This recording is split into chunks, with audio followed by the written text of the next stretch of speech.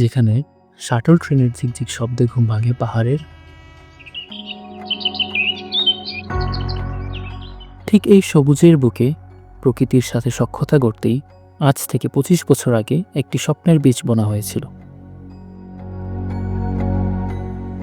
নাম তার পরিবেশ বিজ্ঞান।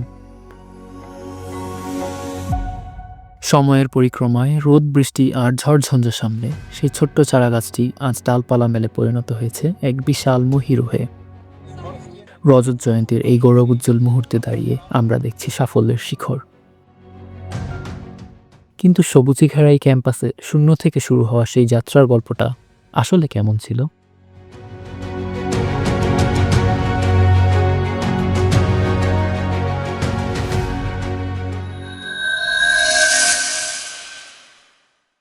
এনভায়রনমেন্টাল সায়েন্স যেদিন আমাদের একাডেমিক কমিউনিটিতে ডিসিশন হয় যে আমরা এনভায়রনমেন্টাল সায়েন্সে ডিগ্রি দিতে যাচ্ছি বা দিব, ডিসিশন হচ্ছে, ওই মিটিংও আমি ছিলাম। আমাদের সিলেবাসটা ছিল কম্বাইন্ড, মানে একসাথেই বনবিদ্যা এবং পরিবেশবিদ্যা প্রথম 4 সেমিস্টার ছিল। এর পরের সেমিস্টারগুলোতে এটা স্প্লিট হয়ে আলাদা সিলেবাস অনুসারে পড়াশোনাগুলো চলবে। তো আমার জীবনের প্রথম ভর্তি পরীক্ষায় দিয়েছি এনভায়রনমেন্টাল সায়েন্সের জন্য, এবং ওখানেই লাকিলি আমার হয়ে গেছে। এরপর থেকে আমার এনভায়রনমেন্টাল সায়েন্সের সাথে যাত্রা শুরু। শুরুর পথটা মসৃণ ছিল না, ছিল না পর্যাপ্ত ল্যাব, ছিল না বাজেট, তবুও ছিল অদম্য ইচ্ছে। যখন পরিবেশ বিজ্ঞান নিয়ে পড়ানো শুরু হয়, যাত্রা হয়, তখন দেখা যায় আসলে এই যাত্রাটা যতটা ড্রিম মনে করেছিলাম যে আমরা মানে শিক্ষার দিক থেকে বা রিসোর্সের দিক থেকে অনেক কিছুই পাবো, কিন্তু দেখা যায় যে একটা বিশাল শূন্যতা। The human dimension in environmental management, এটা আমাদের 5th সেমিস্টারের। তো ওটা খুবই নতুন সাবজেক্ট ছিল তখন। এই ধরনের কোনো সাবজেক্ট বিশ্ববিদ্যালয়ে পড়ানো হতো, সেই কোর্সটা আমাকে দেওয়া হোক। আমি নিজেও একটু চিন্তিত যে এটা কেমন করে পড়বো, কিন্তু পড়াতে গিয়ে খুব মজা পেলাম এবং এটা এখন আমার এই 25 বছর ধরেই আমি পড়াচ্ছি। শুরুতে যখন এই প্রোগ্রামটা চালু করা হয়, এটার জন্য ডেডিকেটেড কোনো প্রজেক্ট বাজেট ছিল না। ফলে আমরা ইউনিভার্সিটি থেকে একটা ইনস্টিটিউটকে ইউনিভার্সিটি একটা এন্টিটি বা ডিপার্টমেন্ট হিসেবে ট্রিট করে। তো ওই কনটেক্সট থেকে একই ইনস্টিটিউটে 2টা প্রোগ্রাম চললো, আমরা আসলে বাজেট পেতাম একটা প্রোগ্রামের জন্য।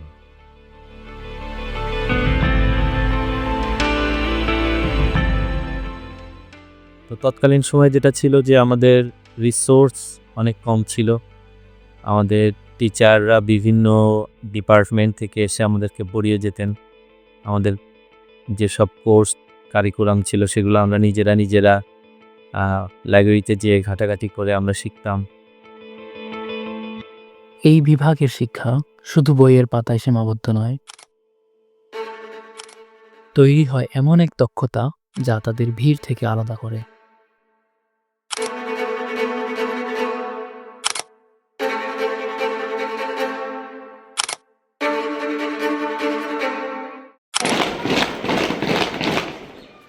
মানে তারা শুরুতে যখন ভর্তি হয় তখনই তাদেরকে বেশ কিছু গাছ লাগাতে হয় এবং এই গাছগুলোর যত্ন নিতে হয়। এটা তাদের মধ্যে টিম ওয়ার্ক এবং নেচারের প্রতি যে কেয়ার, এটা কাল্টিভেট করে দেয়।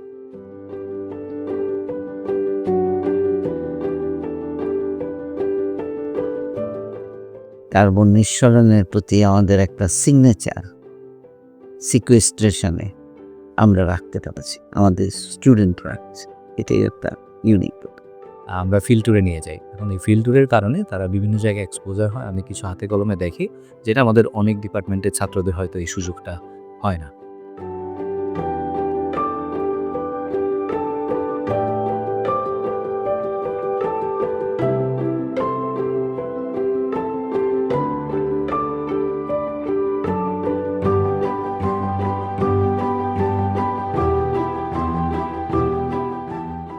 সবচেয়ে বেশি যেটা আমাকে অ্যাট্রাক্ট করেছে সেটা হচ্ছে এই সাবজেক্টে প্রত্যেক সেমিস্টার একটা করে ট্যুর করায়।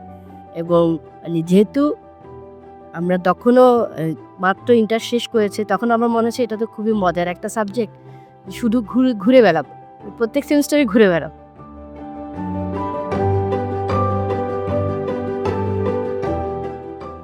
মানে এটা থেকে, এই ড্রাইভ থেকে আসলে আমার এনভায়রনমেন্টাল সায়েন্সে আসা, কারণ তখন আমি আসলে জানি না এনভায়রনমেন্টাল সায়েন্সের প্রসপেক্ট কী ছিল, বা আমি কি কি শিখতে পারবো, বা এটা ইউনিক কিনা, এত কিছু চিন্তা করিনি তখন।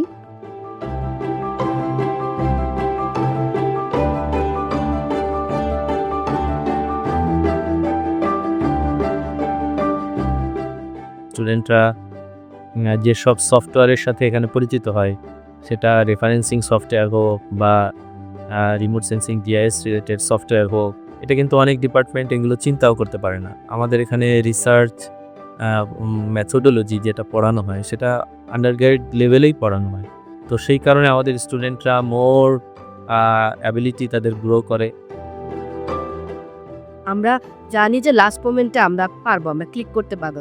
এমনও হয়েছে যে মানে সেমিস্টার ফাইনাল পড়ার মাঝখান থেকে উঠে গিয়ে আমি প্রবরণা পূর্ণিমার প্রোগ্রাম করে এসেছি এবং এসে আবার পড়তে বসেছি।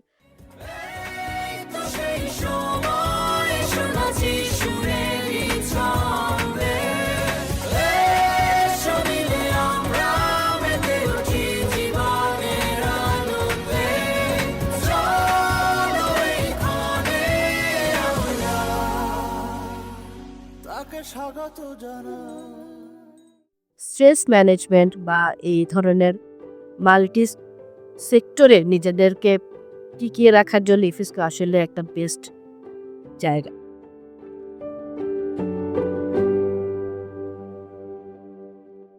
কিন্তু যখন আপনারা প্রফেশনাল লাইফে যাবেন, বা আমরা যখন প্রফেশনাল লাইফে এসেছি, তখন আমরা জানি যে আমরা আসলে খুব টাইম মেনটেন করতে পারি। জীবনের সমীকরণ বড়ই অদ্ভুত।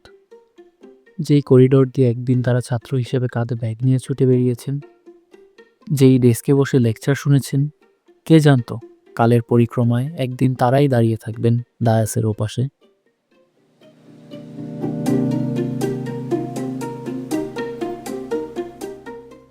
আমি যখন মাস্টার্স শেষ করে ইফসওয়াত ফেলোশিপ নিয়ে যখন বাইরে চলে যাই, বিদেশে পড়তে যাই, ওখান থেকে যখন পড়াশোনা শেষ করে যখন ফিরে আসি, তখন আমি একবারের জন্যও ভাবিনি যে আমি বিশ্ববিদ্যালয়ের শিক্ষকের জন্য কোথাও আবেদন করব। এই জিনিসটা হয়তো নিয়তিই ছিল আমার এখানে চলে আসা। তো আমি এইভাবে ডিরেক্টলি তখন তো চিন্তা করি নাই যে আমি টিচার হব কি না হব। তবে সবসময় মনের মধ্যে একটা জিনিস ছিল যে আমি এনভায়রনমেন্টাল সায়েন্স রিলেটেড কোনো কাজ করব। টিচার হিসাবে বলবো না, বরঞ্চ বলবো যে আমি মোর এনভায়রনমেন্টাল সায়েন্স রিলেটেড কোনো একটা কাজের মধ্যে আমি থাকবো, এটা আমি কল্পনা করি। উৎসবের এই আমেজ শুরু হয়েছিল মূল অনুষ্ঠানের দুদিন আগেই। 11 ডিসেম্বর বর্তমান শিক্ষার্থী ও শিক্ষকদের স্বতঃস্ফূর্ত অংশগ্রহণে এক বর্ণাঢ্য র্যালি প্রদক্ষিণ করে ক্যাম্পাসের রাজপথ। স্লোগানে আর উচ্ছ্বাসে তখনই জানান দেওয়া হয়েছিল, আসছে আমাদের প্রাণের উৎসব।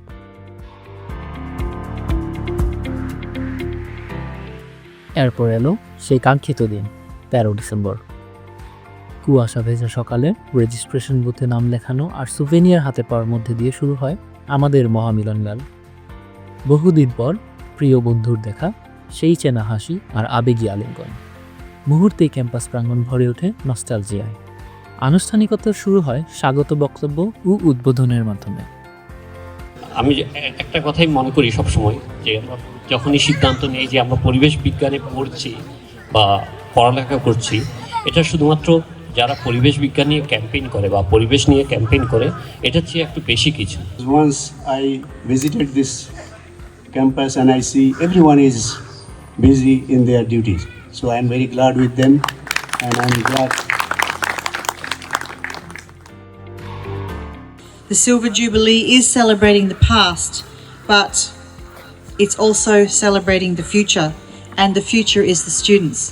কারণ ঢাকাতে বসে আমরা যত পরিবেশ বিষয়ক কাজ করি, গবেষণার কথা বলি, সেমিনারে যাই, ওয়ার্কশপে যাই, আমরা সবসময় দেখি যে এই বিভাগের ছাত্রছাত্রীরা তাদের যে কন্ট্রিবিউশনটা রেখেছে সেখানে রেফারেন্স হিসাবে আসে। আমি যদিও বা ফরেস্ট্রি স্টুডেন্ট, পড়াশোনা আবার এনভায়রনমেন্টাল সায়েন্সের উপরে করেছি, 5 বছর ফরেস্ট্রির উপর করেছি, 5 বছর আবার এনভায়রনমেন্টাল সায়েন্সের উপর করেছি। সেই হিসেবে আমি বলবো এনভায়রনমেন্টাল সায়েন্সের ভবিষ্যৎ পৃথিবী যতদিন আছে ততদিন থাকবে। অনুষ্ঠানে প্রধান অতিথি ও বিশেষ অতিথিদের সারগর্ভ বক্তব্য আমাদের অনুপ্রাণিত করে। তাদের কথায় উঠে আসে এই বিভাগের গৌরবময় ইতিহাস এবং আগামীর দিক নির্দেশনা। তবে এই আয়োজন শুধু স্মৃতিচারণেই সীমাবদ্ধ ছিল না, ছিল জ্ঞানচর্চার এক অপূর্ব সুযোগ। একাডেমি টু ইন্ডাস্ট্রি শীর্ষক সেমিনারে আলোচনা হয় পরিবেশ বিজ্ঞান গ্র্যাজুয়েটদের পেশাগত পথ চলা ও সম্ভাবনা নিয়ে, যা নবীনদের দেখায় নতুন স্বপ্ন। We don't have so much student interaction, whereas other agencies like UNDP or UNICEF, they're much more likely to run like youth student-based projects. So you need to understand your UN agencies, and remembering that the UN has about 64 agencies. Did any of you know that there's that many? পাশাপাশি ছিল পরিবেশ ভাবনায় শিক্ষার্থীদের আঁকা ছবি নিয়ে art competition ও প্রদর্শনী, ছিল সায়েন্টিফিক পোস্টার প্রেজেন্টেশন। ইউনেস্কো অন্যতম ইমোশনের নাম, যেটা আসলে আমাদের সেকেন্ড হোম বলাই চলে, কারণ এত বড় লম্বা সেশন জট সহ সবকিছু মিলিয়ে যতটা লম্বা সময় পার করেছি, এই সময়টা তারপরও চোখের নিমিষে চলে গিয়েছে, যেটা আজও আমাদের স্মৃতির মণিকোঠায় আটকে আছে। এবং আমি যে আজকে এখানে দাঁড়িয়ে রয়েছি, এটা পেছনে আপনাদের অনেক অবদান, বিশেষ করে মামুন স্যার এবং শ্যামল স্যারের কাছে আমি অনেক বেশি কৃতজ্ঞ। সারাটা জীবন ইফি স্কুল থেকে নেওয়া শিক্ষা আমার কাজে লেগেছে। তার মধ্যে অন্যতম হচ্ছে সাফল্যের জন্য 3টে জিনিস দরকার: জ্ঞান, অধ্যবসায় এবং মনের মাধুরী মেশানোর ক্ষমতা।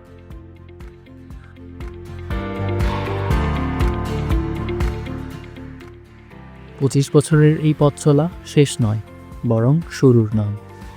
আগামীর পৃথিবী গড়ার কারিগররা এখান থেকেই তৈরি হবে।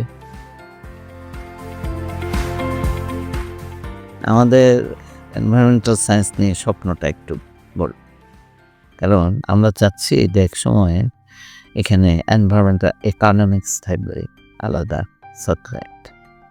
এনভায়রনমেন্টাল পলিউশন নিয়ে একটা সাবজেক্ট হতে থাকতে পারে, এনভায়রনমেন্টাল কনজারভেশন নিয়ে একটা সাবজেক্ট থাকতে পারে। এগুলো দিয়ে আগামীতে একটা ফ্যাকাল্টি, হয়তো ফ্যাকাল্টি অফ এনভায়রনমেন্টই দাঁড়িয়ে যাবে। এনভায়রনমেন্টাল যত প্রবলেম আছে, every problem is a business opportunity. আমাদের ছাত্ররা যাতে ইনোভেটিভ ক্রিয়েটিভ থিঙ্কিং করতে পারে, তাদের যাতে প্রবলেম সলভিং স্কিল তৈরি হয়, যার মাধ্যমে তারা নতুন স্টার্ট আপ বিল্ড করতে পারবে, এই দিকটাতে আমার মনে হয় আমরা এমফেসিস দিয়ে আগামী 25 বছরে এই ধরনের একটা রোড ম্যাপের ভিতর দিয়ে যাব।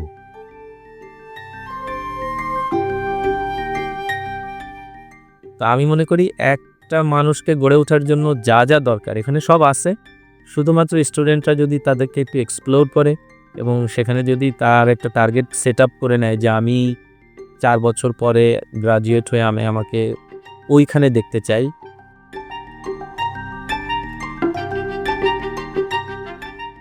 আশা করি আগামী 25 বছরে এক নামে জানবে যে আমরা একটা pioneer organization, pioneer subject, pioneer discipline, যারা বাংলাদেশের পরিবেশের জন্য একটা পজিটিভ ফুটপ্রিন্ট নিয়ে আসতে পারে ওয়ার্ল্ড এনভায়রনমেন্টে কিংবা ওয়ার্ল্ড প্ল্যাটফর্ম। তো এই 25 বর্ষপূর্তি উপলক্ষে বিভাগের প্রতি আমার চাওয়া হচ্ছে বিভাগ যাতে ভবিষ্যতে একাডেমিক এবং কেরিয়ার ভিত্তিক অর্জনের দিকে আরও বেশি মনোযোগী হয়। তো আজকের এই বিশেষ দিনে আমি আসলে একটা ছোট্ট অ্যাডভাইস দিতে চাই আমার ছোট ভাই বোনদের উদ্দেশ্যে, যারা কিনা এখন ইফেস্কোতে পড়ালেখা করছে এবং যারা সদ্য গ্র্যাজুয়েশন কমপ্লিট করেছে। পরিশ্রম করবে, ধৈর্য রাখবে এবং সাথে সাথে স্কিল ডেভেলপ করবে। যখন এই 3টে জিনিস একত্রিত হবে, সেখানে উন্নতি হচ্ছে অনিবার্য।